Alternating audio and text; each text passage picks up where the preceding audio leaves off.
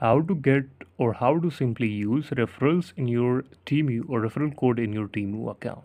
Firstly, the whole thing what we need to understand is whenever you will refer your profile or refer your referral code of your profile to your friend, and whenever they will use the referral code provided by you to install the Temu application or make purchase on Temu, then you and them both will get a reward that is called the referrals on Temu.